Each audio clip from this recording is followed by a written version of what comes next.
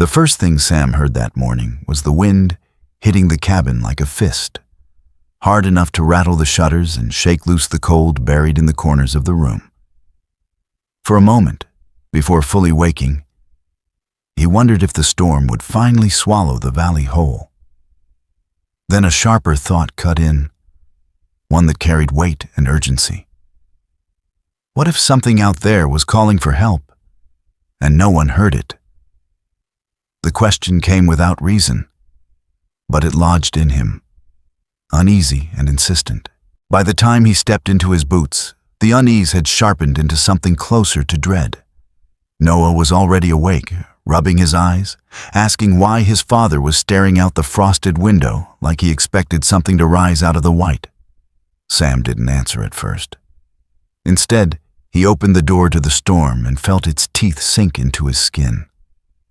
Snow whipped sideways, thick and blinding, coating everything in a ghostly blur.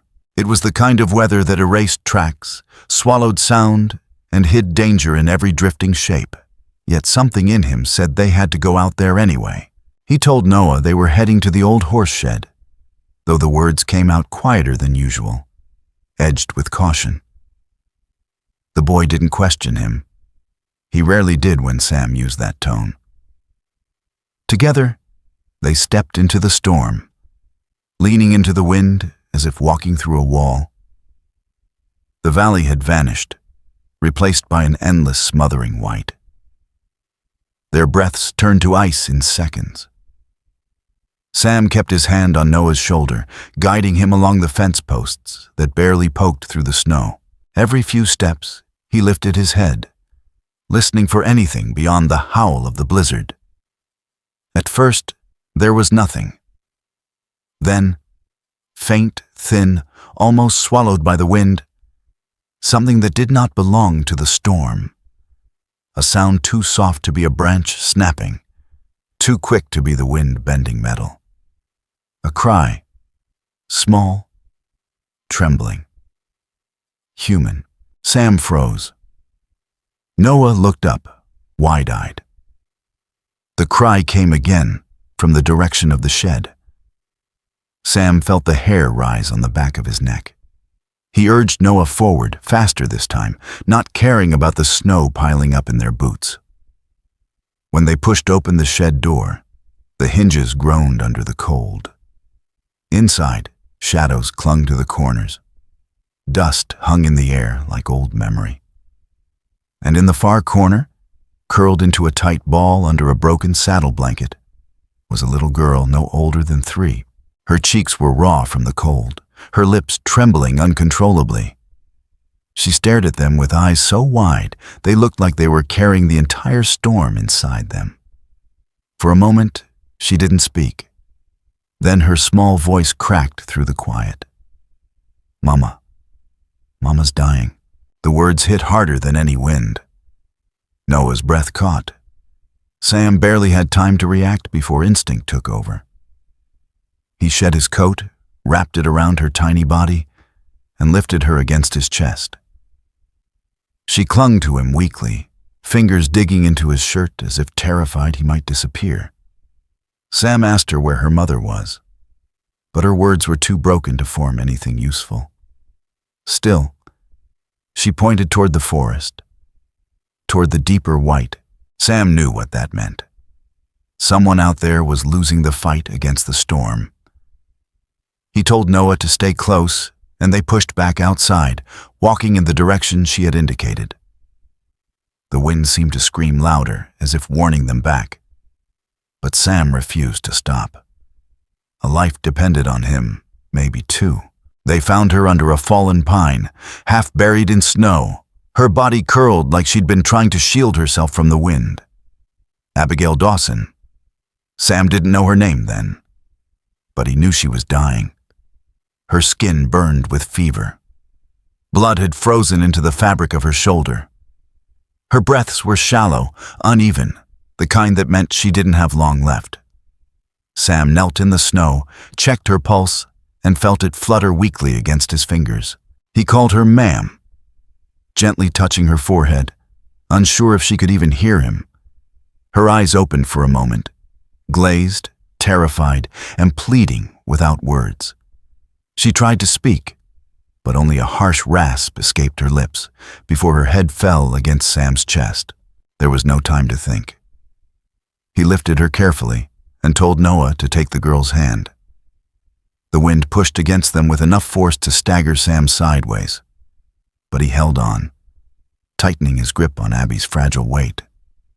Step by step, fighting the storm, they made their way back toward the cabin. Twice Sam stumbled. Each time he forced himself up, teeth clenched against the cold slicing into his muscles.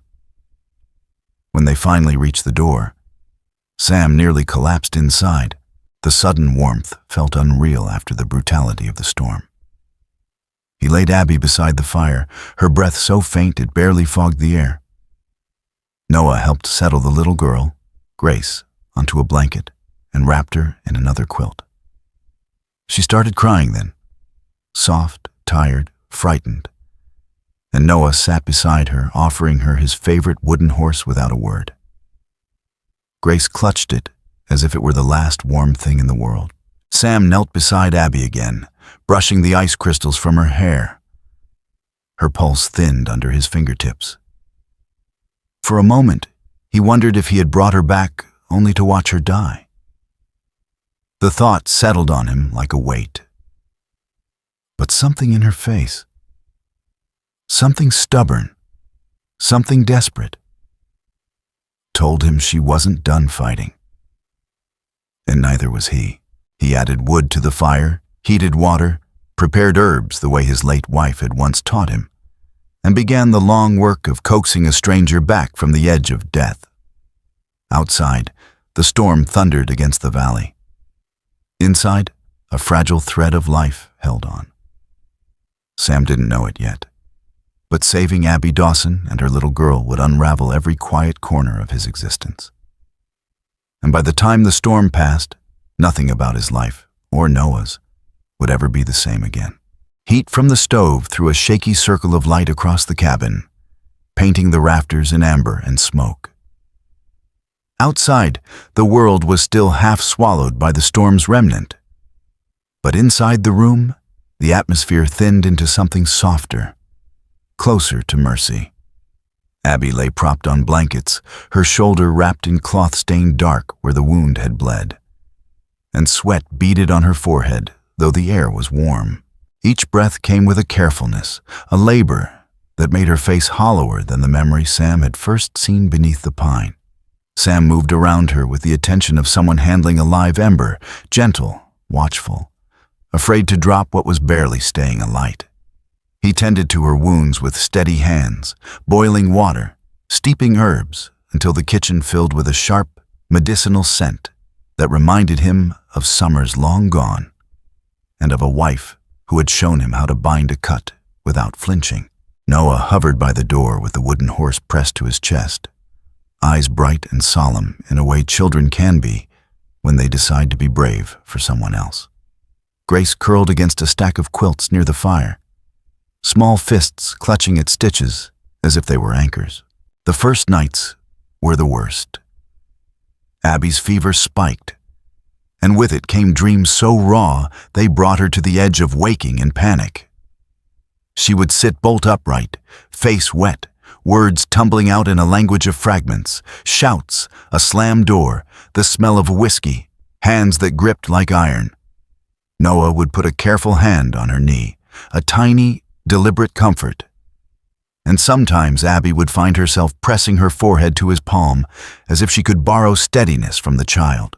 Sam watched both moments with the same divided feeling, tenderness and a pained recognition of how fragile trust could be.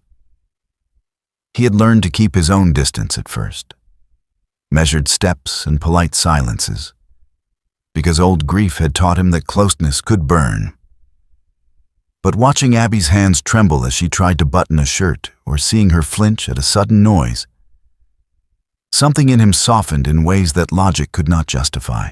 They fell into a rough rhythm that felt less like choice and more like the inevitable aligning of gears. Mornings were for stoking the fire and boiling broth. Midday was for cleaning bandages and teaching Grace how to hold a spoon without dropping it.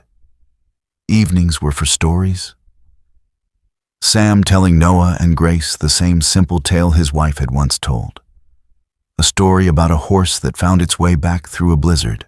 Abby listened at first with half-closed eyes, then with increasing focus.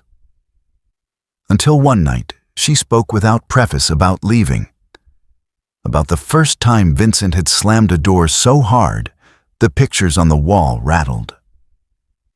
Her voice was small and steady, and she did not look up when she said his name. The children fell silent. Sam's hand stilled in the motion of tying a knot, and for a second the room held only the sound of the fire. "You left," Sam said finally. Not a question, but an acknowledgement, a dividing of what had been and what could be. Abby nodded. She told him, haltingly, that she had taken the child and ran the night the house stopped being a home. She described nights hiding in barns, the ache of cold and hunger, the constant calculation of how far she could go before he found them again. The words came out like measured pieces, each one exact and necessary. She did not ask for pity. She did not ask for explanations. She only offered the truth like a brittle bread. And Sam found himself accepting it because the truth, alight or charred, was what they had in common now. Noah and Grace became fixtures of one another's days. They learned to share bread, barter secrets about which toy was luckiest, and invent games that softened their mouths into smiles that had not felt required. There was a moment, small and almost private, when Grace taught Noah to quiet his breath and listen for the way the snow sounds when it lands on a roof. Noah attempted it. And for the first time since his mother's death, Sam looked at his son and saw a stillness that was not resignation, but a settling into some new possibility. He began to notice the way Abby's eyes followed Noah when he hummed under his breath, or how she smoothed Grace's hair with a patience that made Sam's throat ache. The gestures were small, an unintentional brush of fingers when passing a cup. The way Abby left the bread bowl closer to the children, the way Sam found excuses to stand near her while mending a shirt. Trust, they discovered, did not announce itself in grand declarations. It arrived in the small repetitions of care. Abby learned to rely on Sam for medicine and for quiet. Sam learned to interpret Abby's silences as invitations rather than barricades. Where once she flinched at the creak of the door, she began to wait for Noah's feet to patter in the morning and look up with something like surprise when the day broke soft instead of threatening. On one cold evening, Abby laughed, a sharp, startled sound that turned into something warm and real. When Noah dropped a doll into the stove ash by mistake and then tried to fish it out with his mittened hands, cheeks flushed and triumphant. Sam found himself laughing too, the sound loosening the long-anchored grief around his chest. The cabin, which had once been a place of precise loneliness, filled with a clutter of family. Toys stacked by the hearth, a line of boots drying by the door, a kettle perpetually on the boil. The house held their messes and their small mercies.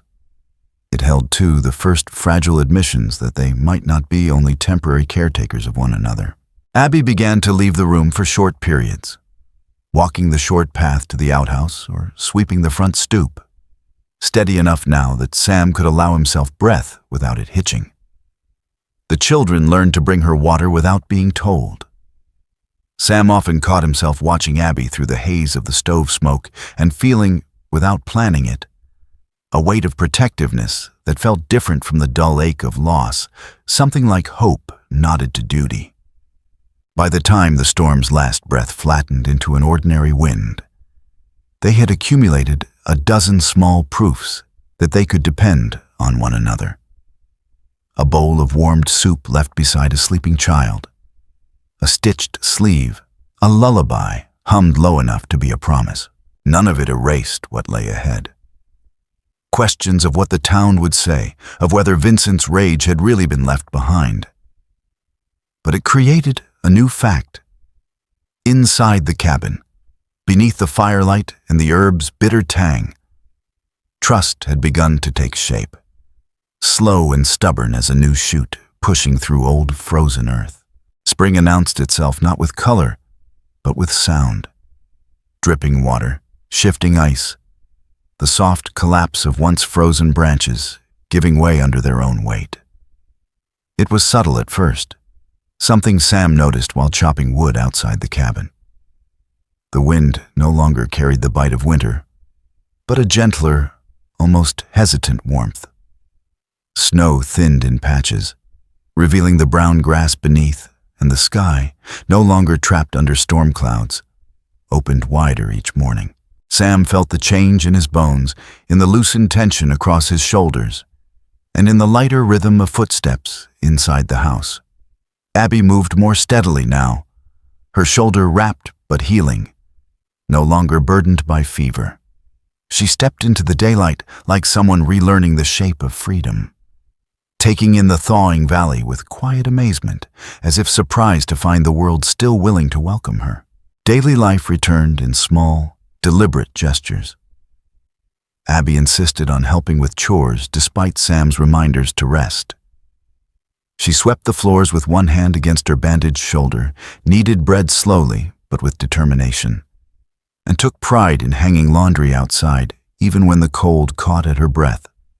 Grace followed her everywhere, a shadow wrapped in curls and shy smiles, while Noah hovered between helping his father and inventing games that pulled Grace into fits of laughter. The cabin shifted from a sanctuary of survival into a living place.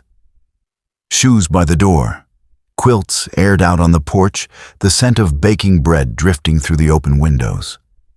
The rhythm didn't erase the past, but it softened the edges enough that Sam sometimes forgot, for a moment, how close they had come to losing Abby in the storm. Affection wove itself into the days without either of them naming it. Sam found his eyes drawn to Abby when she concentrated on a task, brow furrowed, lips pursed, a stray curl falling against her cheek. He caught himself wanting to brush it aside, then forced his hands back into his pockets. Abby, in turn, began to read Sam's silences, not as distance, but as a kind of careful respect. She noticed how he always paused before entering a room she was in, how he placed things a little closer to her reach, how he watched her with a gentleness that never demanded anything in return. When he smiled, rarely but honestly, she felt her breath catch in a way that frightened and comforted her at the same time. One late afternoon, they walked together to check the fence line. Abby moved slowly but firmly. Grace perched on her hip while Noah hopped along the slushy path ahead of them. The sky glowed with the pale gold of early spring, and the ground steamed where sun met melting snow. Sam walked beside Abby, close enough that their shoulders brushed now and then. Each accidental touch lingered in the air, with a quiet, unspoken question neither was ready to answer. When Grace giggled at the sight of rabbits darting between shrubs, Abby laughed too. An effortless, open sound. Sam turned toward her and saw a version of her, untouched by fear. The sight tightened something in him, not with pain, but with an ache that felt startlingly hopeful. Evenings remained the heart of their fragile peace. After supper, the children drifted toward sleep as naturally as leaves settling after wind. Sam would sit near the fire, stitching a torn jacket or oiling his rifle, while Abby rested on the couch, her injured shoulder supported by pillows. The fire crackled softly, the orange light turning the room warm and intimate. Sometimes they talked about the horses Sam once kept, about the town's annual fair, about the books Abby used to read before life closed in around her. Other times, they didn't speak at all, but the silence between them no longer felt like space to fear. It felt like something shared. Yet even in peace, shadows remained. Abby startled easily at the sound of a horse approaching the property or when a branch snapped outside too sharply. She had stopped crying out in her sleep, but some nights she woke suddenly, breath trapped in her throat. Sam kept a lantern by the bedside for those occasions, lighting it without comment, letting its glow chase the lingering darkness from her expression. He didn't press her for details, though she knew he sensed the storm still living somewhere inside her. One morning, when the snow had melted enough for the road to reveal its ruts, Sam suggested they take the children into town. Abby hesitated, her fingers tightening around the dish she was drying, but nodded. She knew she needed to be seen, eventually, to exist again among people who were not ghosts of her past. Sam assured her they would stay no longer than she wished. The reassurance steadied her, though the unease remained a quiet tremor under her ribs. Ash Hollow welcomed spring with muddy streets and a sense of weary relief. Sam guided the wagon carefully, while Noah and Grace peered at the storefronts from the back. A few townsfolk recognized Sam, tipping their hats, offering greetings. But when their eyes shifted to Abby, riding beside him with her hair braided neatly and her posture guarded, curiosity sparked. Not hostility, just the unease of a story half known. Abby kept her gaze forward, hands clasped tightly in her lap. Sam noticed, and without needing to think, rested his hand on the bench between them, close enough that she could take it if she needed. She didn't, but she relaxed a little. And for Sam, that was enough. Inside the general store, Mrs. Greeley fussed over the children, remarking loudly on how adorable Grace was, then glancing between Sam and Abby with interest that bordered on assumption.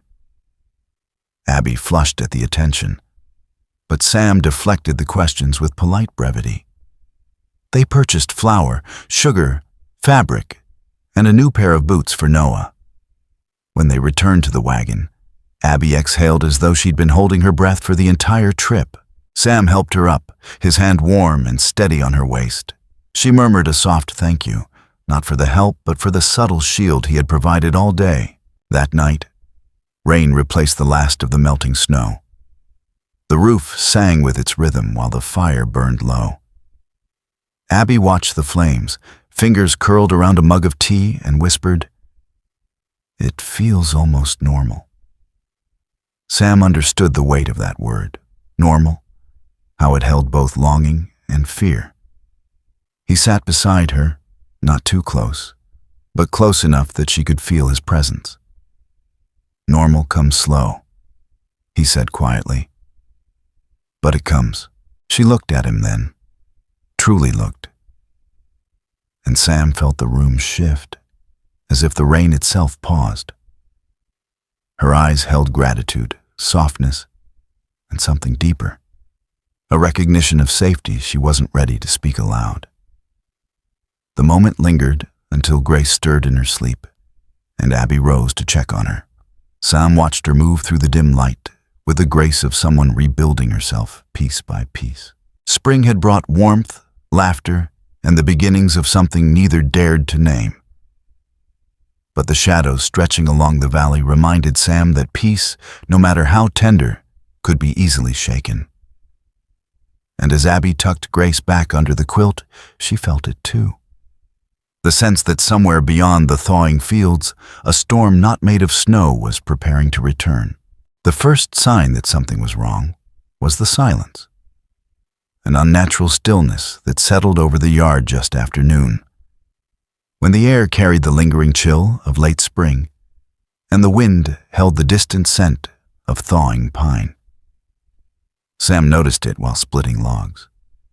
One moment, Noah and Grace were laughing near the porch as they stacked kindling. The next, the sound dropped off so quickly, it felt as if the earth itself had pressed a finger to its lips. Sam straightened, squinting toward the house. The children were gone from sight. The door hung open. A faint scuff marked the dirt. His heart tightened in a way that felt like an old wound being torn open. Then Noah stumbled out of the house, breath ragged, eyes wide with panic. "Pa!" He took her, he gasped, pointing toward the tree line.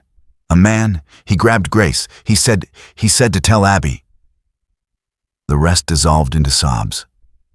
Sam didn't need the words. He understood instantly. Vincent Cole was back. The name landed in Sam's mind like a strike of lightning, searing through the fragile peace they had built. He called for Abby, and she appeared in the doorway, hair undone, breath sharp. Even before Noah could form the name, her face went pale. Her hand clamped over her mouth, and in that moment Sam saw fear so old and so deep, it carved shadows under her eyes. But beneath the terror, something else rose, something hardened by months of safety and healing. Abby stepped forward, steadying Noah with her good hand, while Sam grabbed his rifle. "Which way?" he asked. Noah pointed with a shaking arm. Sam didn't hesitate. He checked the chamber, nodded to Abby once, and they ran. The trail was erratic but clear enough. Broken branches, footprints pressed into soft mud, a dropped ribbon from Grace's hair. The cold bit at their faces as the forest swallowed them, its shadows long and ragged. Abby moved faster than Sam expected, driven by a force beyond fear. A mother's instinct sharpened into something fierce. Sam kept pace beside her, scanning the trees, listening for anything beyond their own footsteps. The woods had a weight to them, a tension that made every snapping twig feel like a warning. They found the first sign of Vincent near a rocky outcrop, a half-smoked cigar ground into damp earth. Abby stared at it, horror tightening her jaw. "It's his," she whispered. The tremor in her voice was faint, but Sam heard it. He placed a hand on her back, anchoring her. "We're close," he said. "We'll get her." The deeper they went, the colder the air grew. Winter still clung to the forest floor in patches of frost, and the ground turned slick as ice where shadows blocked the sun. Sam slowed, sensing danger. Abby pushed forward, but he caught her arm. "Abby, listen." She froze, chest heaving. Then they heard it. Grace's cry, muffled and small, coming from somewhere ahead. Abby's eyes filled with tears that did not fall. Sam motioned for silence and raised his rifle. They approached a clearing where a dying pine leaned precariously over a patch of frozen ground. Vincent stood there with Grace in one arm, his other hand gripping her wrist tightly enough to bruise. His clothes were torn, his hair wild, the look in his eyes that of a man long past the edge of reason. Grace whimpered, reaching toward Abby, who stepped forward before Sam could stop her. "Vincent," she called, voice steady despite the tremor running through her. "Let her go. She's just a child." Vincent laughed, a broken, slurred sound. "She's mine. You're mine. You think you can run Abby? You think you can take her from me?" He jerked Grace closer, making her cry out. Abby's face twisted in pain. Sam kept the rifle trained on him, but Vincent shifted so that Grace blocked most of his body. A living shield. "Vincent, please," Abby tried again, taking another step. "You don't have to do this." "Oh, I do," he hissed. "Unless you're coming back with me right now. I'll shoot her if you don't." From inside his coat, he pulled a revolver and pressed it against Grace's side. Abby's breath broke. Sam felt a cold fury pulse through him. Abby's next step was deliberate. Sam wanted to grab her, drag her back, but he understood why she moved. Vincent's attention was fixed on her, not Sam. If she could hold it, if she could create an opening, even a sliver. "Vincent," she said softly, voice thick with old wounds. "I'm here. I'm not running. Just let her go." Vincent's expression shifted, confusion flickering through the mania. He loosened his grip slightly, lifting the gun toward Abby instead. "You come to me," he ordered. Slow, Sam saw the chance. He adjusted his aim just a fraction, shifting his stance so quietly the forest didn't notice. Abby nodded, tears slipping down her cheeks now as she walked toward Vincent, her hands raised. Grace reached for her, crying harder. Vincent's finger tightened on the trigger. Then Abby took one more step. A gunshot cracked through the clearing. Abby jerked backward, hand flying to her shoulder where blood bloomed instantly. Grace screamed. Vincent swung the gun toward her again. Abby fell to her knees, gasping, trying to shield Grace with her body even from a distance. Sam saw it all in the span of a heartbeat, saw the line of fire, saw Vincent's focus shift, saw the opening he needed. He fired. Vincent staggered, shock widening his eyes before he collapsed onto the icy ground. Grace tore free and ran straight into Abby's arms. Sam rushed to them, dropping to his knees, checking Abby's wound, clean through the shoulder, bleeding but not fatal. Abby clutched Grace tightly, rocking her, whispering that it was over. Footsteps thundered behind them as Sheriff Thomas Rourke and 2 deputies emerged from the trees, rifles ready. Noah followed close, breathless and terrified.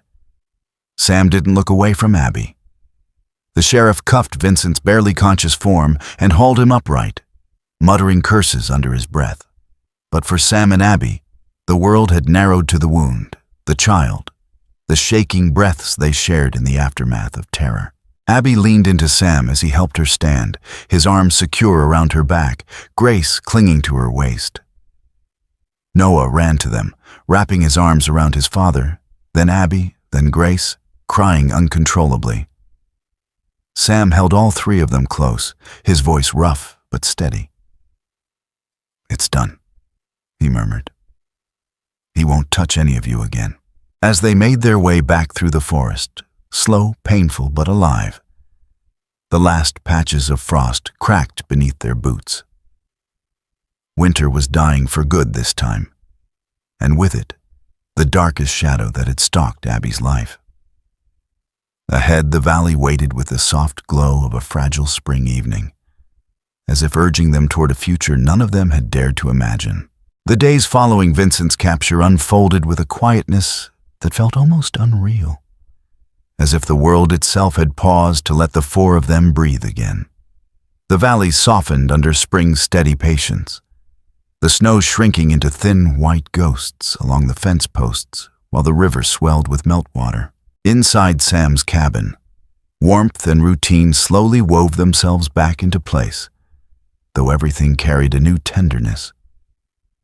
More deliberate, more aware of how close they had come to losing the fragile life they'd built. Abby moved carefully, her shoulder bandaged fresh each morning. But the pain no longer dimmed her eyes.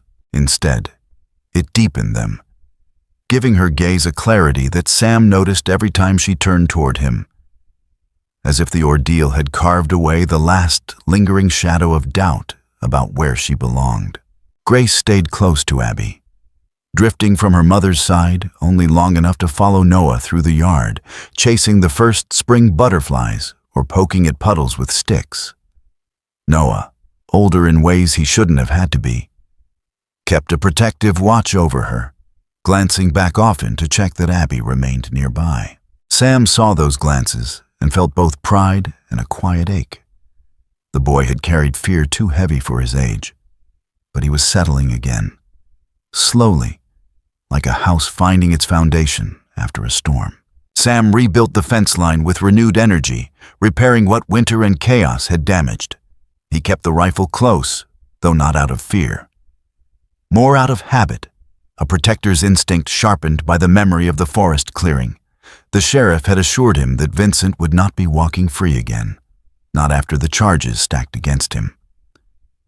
But Sam had lived long enough in the West to know that certainty was a luxury, not a guarantee. Still, each day the cabin felt sturdier, safer, as if the land itself was stitching their wounds.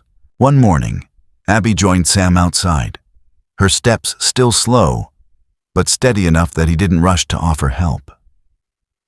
She leaned against the fence post, watching him hammer the last board into place. "You rebuilt all this faster than I expected," she said gently. Sam wiped his brow with the back of his sleeve, glancing over with a small, almost shy smile. Needed to get it done. Figure the place should look like a home again. Abby looked at the cabin.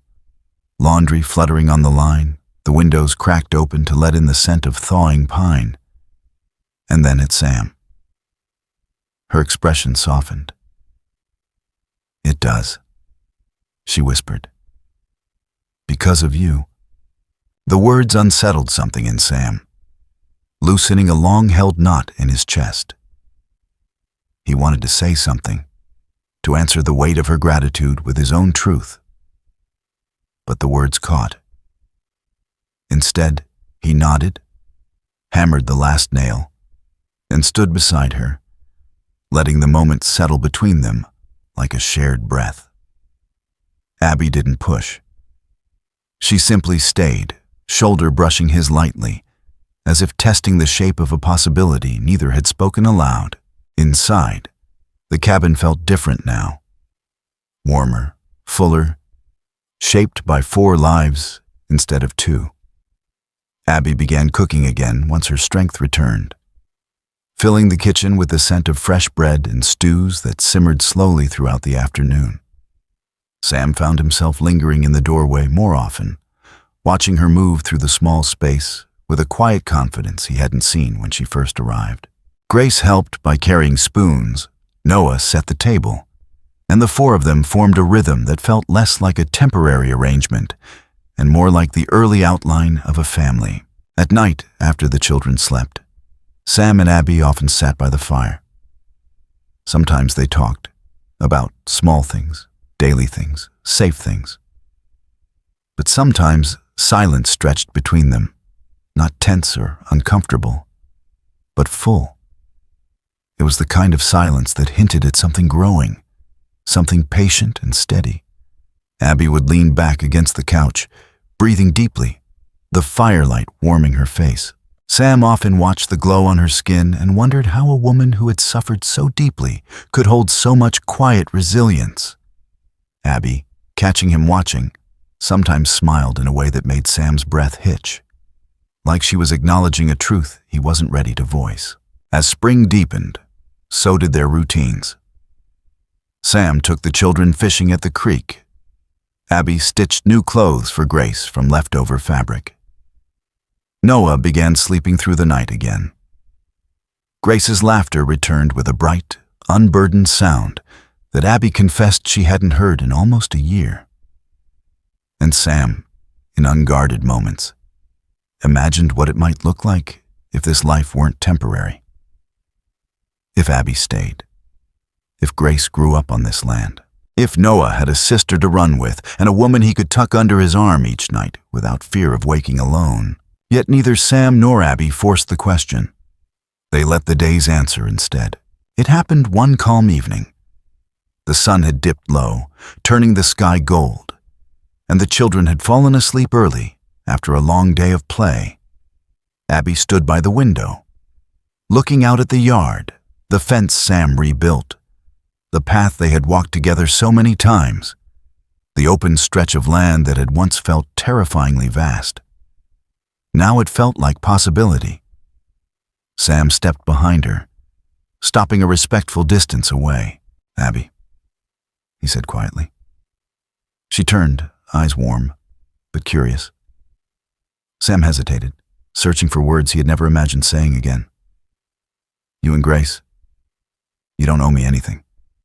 You're free to go wherever feels right. But if this place feels right," his voice softened, "you're welcome to stay, as long as you want." Abby inhaled slowly, her eyes glimmering in the fading light. Then she stepped closer, closing the space between them by a fraction. "Sam," she whispered, "I've never had a place feel safe. Not really, until here." She looked toward the children's room, then back at him. "We belong here, with you, with..." Sam exhaled, long, relieved, almost disbelieving. He didn't touch her. He didn't need to. The truth hung between them like a quiet promise, requiring no ceremony. Together, they closed the shutters and banked the fire. The cabin glowed with warmth, holding the steady heartbeat of a life rebuilt. Outside, the valley's last patches of frost melted into the earth. Inside, a mother, a father, and 2 children breathed under the same roof. Not because circumstance forced them together, but because hope had finally begun to take root. The storm had ended. The hearth remained, and in the gentle quiet of spring, a new family began to form. Not with declarations or sudden confessions, but with the small, steady certainty of choosing one another. The nights grew softer as spring settled fully into the valley, and the cabin, once a shelter against fear, became something warmer. Something lived in. Something loved.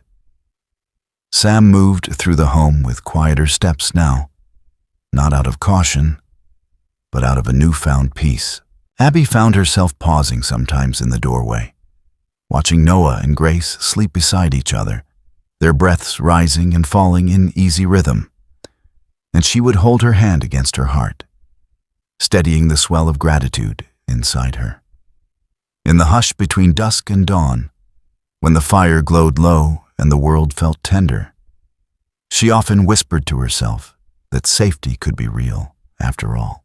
Sam, sitting near the embers, would glance her way, offering a soft smile that asked nothing and promised everything gentle. And beyond the cabin walls, the valley breathed with them. Slow, patient, welcoming. The snow had melted, the danger had passed, and the shadows had loosened their hold. What remained was a single, quiet truth. Healing was not a sudden thing, but a slow warming, like spring itself. And in that warmth, the 4 of them continued forward together, choosing softness, choosing hope, choosing home. End of article. Good night.